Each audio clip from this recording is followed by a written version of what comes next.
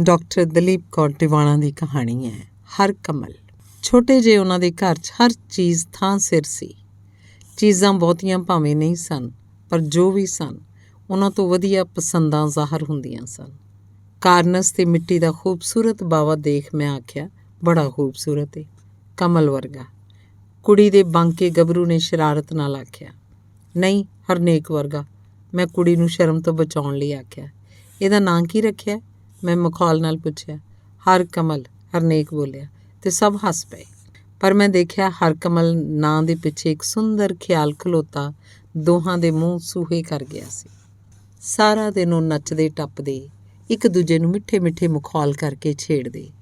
ਤਕੜਾ ਹੋਣ ਕਰਕੇ ਹਾਸੇ ਹਾਸੇ 'ਚ ਹਰਨੇਕ ਕਮਲ ਨੂੰ ਜਦੋਂ ਬੜਾ ਤੰਗ ਕਰਦਾ ਤਾਂ ਉਹਦੇ ਕੁਤਕੁਤਾਰੀ ਕੱਢਣ ਲੱਗ ਜਾਂਦੀ। ਫਿਰ ਆਪ ਹੀ ਉਹਾੜੇ ਕੱਢਦਾ ਤੇ ਮੁੜ ਨਾ ਛੇੜਨ ਦੇ ਵਾਅਦੇ ਕਰਦਾ।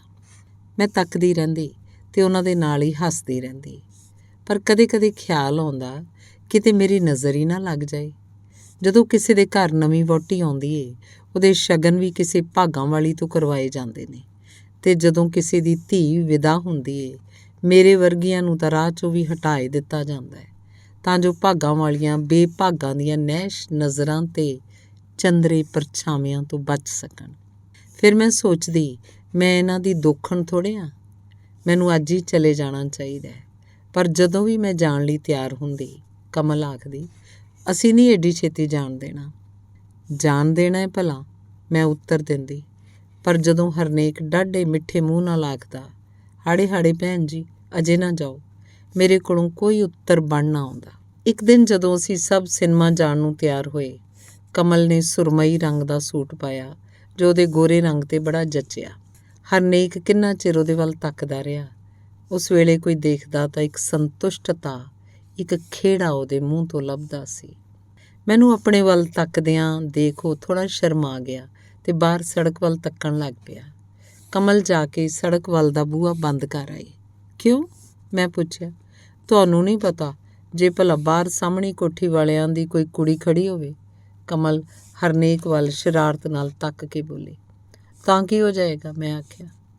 ਹੋ ਬੜਾ ਕੁਝ ਜਾਂਦਾ ਹੈ, ਪਿੱਛੋਂ ਰੋਣ ਨਾਲੋਂ ਚੰਗਾ ਹੈ ਪਹਿਲਾਂ ਹੀ ਖਿਆਲ ਰੱਖਿਆ ਜਾਏ, ਕਮਲ ਬੋਲੀ। ਭੈਣ ਜੀ, ਜੇ ਬਾਹਰ ਕਿਧਰੇ ਕੋਈ ਕੁੜੀ ਟੱਕਰ ਪਵੇ, ਕਮਲ ਦਾ ਮੂੰਹ ਵੇਖਣ ਵਾਲਾ ਹੁੰਦਾ ਹੈ। ਅਗਲੀ ਵੱਲ ਅਜਿਹਾ ਘੂਰ ਕੇ ਤੱਕਦੀ ਏ ਕਿ ਮੈਨੂੰ ਖਿਆਲ ਆਇਆ ਕਮਲ ਨੂੰ ਹਰਨੇਕ ਬਹੁਤ ਪਿਆਰਾ ਹੋਣਾ। ਤਦ ਹੀ ਕਿਸੇ ਦਾ ਤੱਕਣਾ ਵੀ ਉਹਦੇ ਕੋਲੋਂ ਜਰਿਆ ਨਹੀਂ ਜਾਂਦਾ। ਹੁਣ ਤੇ ਕਮਲ ਤੂੰ ਬੜੀ ਬਾਂਕੀ ਬਣ ਕੇ ਰਹਿੰਦੀ ਹੈ। ਉਹਨੂੰ ਕੱਪੜਿਆਂ ਦੀ ਚੋਣ, ਵਾਲਾਂ ਦੇ ਸਟਾਈਲ ਤੇ ਹੱਥਾਂ ਪੈਰਾਂ ਦੀ ਸਫਾਈ ਵੱਲ ਉਚੇਚਾ ਧਿਆਨ ਦੇਂਦਿਆਂ ਦੇਖ ਕੇ ਇੱਕ ਦਿਨ ਮੈਂ ਆਖਿਆ, ਹੋਰ ਆਪਣੇ ਮਰਦਾਂ ਨੂੰ ਸਾਂਭ ਕੇ ਰੱਖਣਾ ਕਿਹੜਾ ਅੱਜ ਕੱਲ੍ਹ ਸੁਖਾਲਾ ਹੈ ਭੈਣ ਜੀ। ਆਖ ਕੇ ਉਹ ਹੱਸ ਪਈ।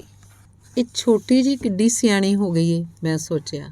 ਓਪਰੇਪਨ ਵਾਲੀ ਕੋਈ ਗੱਲ ਨਹੀਂ।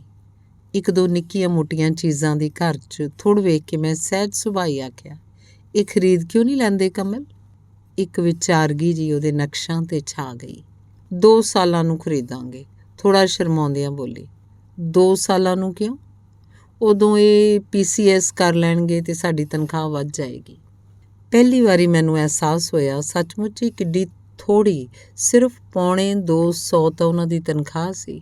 ਸ਼ਾਇਦ ਇਸੇ ਕਰਕੇ ਸਿਰਫ ਭਾਂਡੇ ਮਾਂਜਣ ਲਈ ਇੱਕ ਕੁੜੀ ਰੱਖੀ ਹੋਈ ਸੀ ਤੇ ਬਾਕੀ ਸਾਰਾ ਕੰਮ ਕਮਲ ਆਪ ਕਰਦੀ ਸੀ। ਸ਼ਾਇਦ ਇਸੇ ਕਰਕੇ ਉਸ ਦਿਨ ਰਿਕਸ਼ਿਆਂ 'ਤੇ ਆ ਜਾਣ ਦੀ ਥਾਂ ਉਹ ਅੱਧਾ ਘੰਟਾ ਬੱਸ ਨੂੰ ਉਡੀਕਦੇ ਰਹੇ ਸਨ। ਸ਼ਾਇਦ ਇਸੇ ਕਰਕੇ ਉਹ ਰਾਤ ਨੂੰ ਦੁੱਧ ਵੀ ਨਹੀਂ ਸੀ ਪੀਂਦੇ। ਸ਼ਾਇਦ ਇਸੇ ਕਰਕੇ ਹਰਨੇਕ ਦੋਸਤਾਂ ਨੂੰ ਬਾਹਲੀ ਵਾਰ ਘਰ ਲਿਆਉਣੋਂ ਝਿਜਕਦਾ ਸੀ।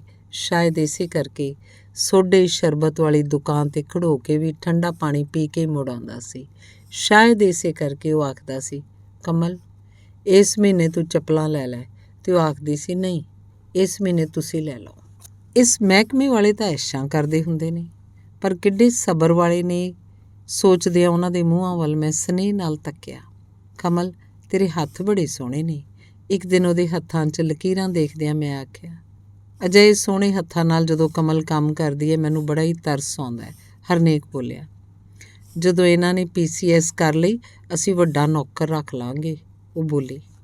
ਮੈਂ ਉਹਦੇ ਮੂੰਹ ਵੱਲ ਤੱਕਦੀ ਰਹੀ ਕਿ ਕਿੱਡਾ ਮਾਣ ਸੀ ਉਹਨੂੰ ਆਪਣੇ ਮਰਦ 'ਤੇ, ਕਿੱਡਾ ਭਰੋਸਾ ਸੀ ਉਹਨੂੰ ਉਹਦੀ ਕਾਬਲੀਅਤ 'ਤੇ। ਤੂੰ ਹਰਨੇਕ PCS ਕਰ ਰਿਹਾ? ਮੈਂ ਪੁੱਛਿਆ।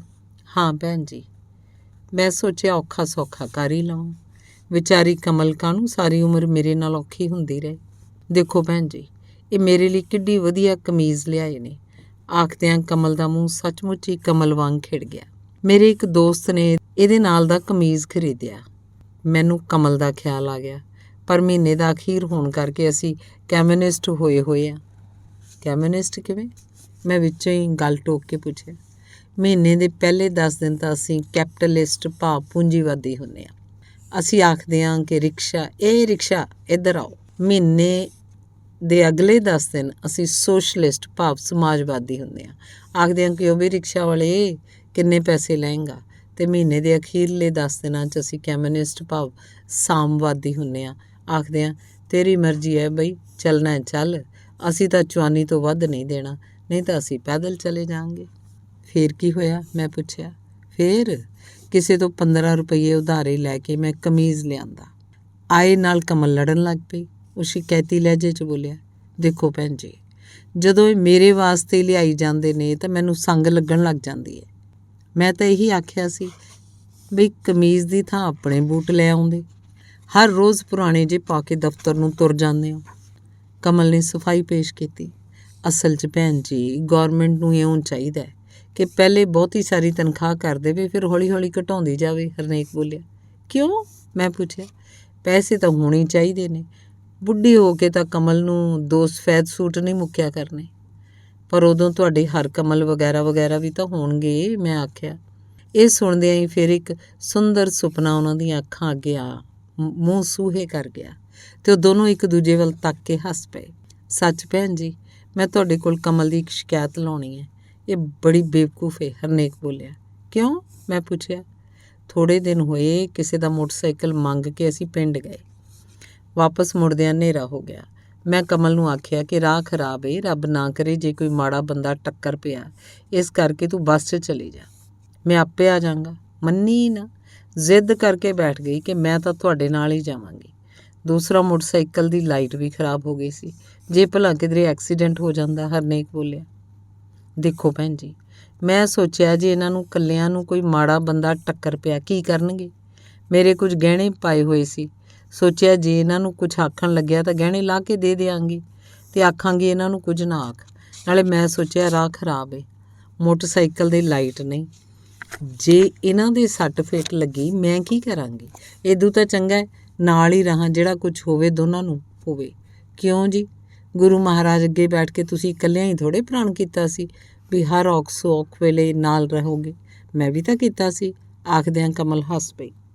ਉਹਨਾਂ ਦੇ ਮੂੰਹ ਵੱਲ ਤੱਕਦੀ ਮੈਂ ਸੋਚਦੀ ਰਹੀ ਕਿ ਜ਼ਰੂਰ ਇਹ ਜਨਮਾਂ ਜਨਮਾਤਰਾਂ ਦੀਆਂ ਸਾਂਝਾਂ ਨੇ, ਨਹੀਂ ਤਾਂ ਓਪਰੇ ਅਣਜਾਣ ਬੰਦੇ 1-2 ਸਾਲਾਂ ਦੀਆਂ ਸਾਂਝਾਂ ਦੇ ਸਹਾਰੇ ਕਦੋਂ ਕਿਸੇ ਲਈ ਉਹ ਮਹਿਸੂਸ ਕਰਦੇ ਨੇ।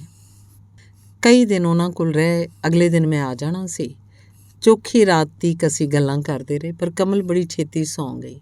ਹਰਨੇਕ ਨੇ 1-2 ਵਾਰੀ ਉਹਨੂੰ ਛੇੜਿਆ, ਪਰ ਉਹ 1-2 ਗੱਲਾਂ ਕਰਕੇ ਫਿਰ ਸੌਂ ਜਾਂਦੀ। ਦੇਖੋ ਭੈਣ ਜੀ, ਕਿੱਡੀ ਬੇਫਿਕਰੀ ਨਾਲ ਸੌਂ ਜਾਂਦੀ ਹੈ। ਹਰਨੇਕ ਬੋਲਿਆ। ਮੈਂ ਸੋਚਿਆ ਅਜਿਹੀਆਂ ਮਜ਼ਬੂਤ ਬਾਹਾਂ ਦੀ ਸੁਖਾਵੀਂ ਛਾਵੇਂ ਇਉਂ ਬੇਫਿਕਰ ਸੌਂ ਜਾਣਾ ਬੜੀ ਕੁਦਰਤੀ ਹੈ, ਕਿਉਂਕਿ ਉਹਦਾ ਮਨ ਜਾਣਦਾ ਹੈ, ਉਹਦਾ ਦਿਲ ਜਾਣਦਾ ਹੈ ਕਿ ਉਹਦੇ ਵੱਲ ਆਉਂਦੀ ਤੱਤੀ ਹਵਾ ਦੇ ਵੀ ਮੂਹਰੇ ਖਲੋ ਕੇ ਉਹ ਉਹਨੂੰ ਬਚਾ ਲਏ। ਚੋਖੀ ਰਾਤ ਗਈ, ਅਸੀਂ ਸੁੱਤੇ ਸੀ, ਪਰ ਹਰਨੇਕ ਨੂੰ ਸਵੇਰੇ ਉੱਠਿਆਂ ਤੱਕ ਕੇ ਮੈਂ ਪੁੱਛਿਆ, ਕਿਉਂ ਸਵੇਰੇ ਜਾਗ ਪਿਆ? ਰਾਤੀ ਦੇਰ ਨਾਲ ਸੁੱਤੇ ਸਾਂ। ਮੈਨੂੰ ਖਿਆਲ ਰਿਹਾ ਕਿ ਜੇ ਸਵੇਰੇ ਜਾਗ ਨਾ ਆਈ, ਸਟੋਵ ਵੀ ਵਿਚਾਰੀ ਕਮਲ ਨੂੰ ਹੀ ਭਖਾਉਣਾ ਪਏਗਾ, ਇਸ ਕਰਕੇ ਆਪੇ ਜਾਗ ਆ ਗਈ। ਉਹ ਬੋਲਿਆ। ਕੀ ਸੱਚਮੁੱਚ ਹੀ ਉਹਨੂੰ ਕਮਲ ਦਾ ਇੰਨਾ ਖਿਆਲ ਏ? ਮੇਰੇ ਮਨ 'ਚ ਸਵਾਲ ਉੱਠਿਆ। ਮੈਂ ਧਿਆਨ ਨਾਲ ਉਹਦੇ ਵੱਲ ਤੱਕਿਆ। ਉਹਨੇ ਨਜ਼ਰਾਂ ਝੁਕਾ ਲਈਆਂ। ਸ਼ਾਇਦ ਉਹਨੂੰ ਪਤਾ ਲੱਗ ਗਿਆ ਸੀ ਕਿ ਮੈਂ ਅੱਖਾਂ 'ਚੋਂ ਕੁਝ ਲੱਭਣ ਦੀ ਕੋਸ਼ਿਸ਼ ਕਰ ਰਹੀ। ਹਰਨੇਕ। ਹਾਂ ਭੈਣ ਜੀ, ਤੈਨੂੰ ਬਹੁਤ ਸੰਜੀਦਾ ਗਜ਼ਲਾਂ ਚੰਗੀਆਂ ਲੱਗਦੀਆਂ ਨੇ। ਉਂਝ ਜੀ। ਹਰਨੇਕ। ਹਾਂ ਭੈਣ ਜੀ, ਕਮਲ ਤੋਂ ਪਹਿਲਾਂ ਕੋਈ ਕੁੜੀ ਤੇਰੀ ਜ਼ਿੰਦਗੀ 'ਚ ਆਈ ਸੀ?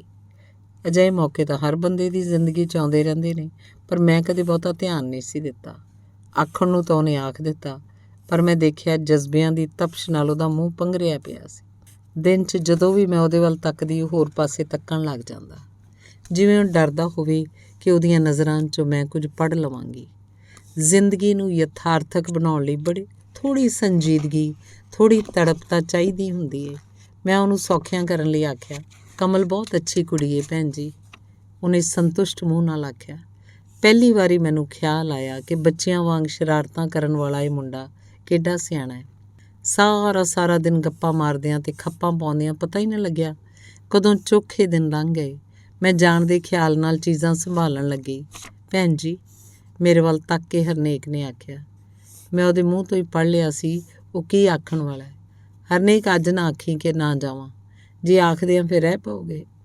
ਹਾਂ, ਰਹਿ ਪਵਾਂਗੀ, ਪਰ ਤੂੰ ਮੈਨੂੰ ਆਖੀ ਨਾ। ਮੈਨੂੰ ਆਇਆਂ ਬੜੇ ਦਿਨ ਹੋ ਗਏ ਨੇ, ਬੇਜੀ ਨਾਰਾਜ਼ ਹੋਣਗੇ। ਉਹ ਦੋਨੋਂ ਬੱਸ ਚੜ੍ਹਾਉਣ ਆਏ।